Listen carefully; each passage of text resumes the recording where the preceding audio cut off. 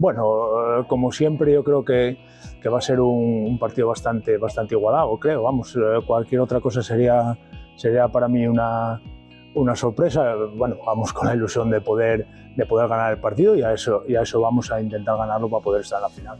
Estamos haciendo buenos entrenamientos y yo creo que vamos a hacer un buen papel. Bueno, el escenario es el mejor que pueda haber y vamos a intentar pues estar a la altura del escenario y poder, lo que te digo, poder llegar a la final. Mi idea era la de formar un equipo, ¿vale? Entonces por eso tenemos pocos cambios.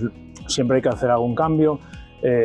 Hoy a última hora se nos lesiona un futbolista, lo tenemos que cambiar, pero bueno, mi idea siempre fue la de armar un equipo y de ahí pocos cambios, aparte de que bueno, los chavales que se clasificaron para esta fase final pues sí que merecían casi todos el poder estar en la misma, ¿no? Yo todos los partidos los veo igualados y entonces bueno, dentro de esa igualdad pues ahí estamos nosotros y yo creo que tenemos armas y equipo, los futbolistas lo hacen bien y yo creo que podemos estar en la final.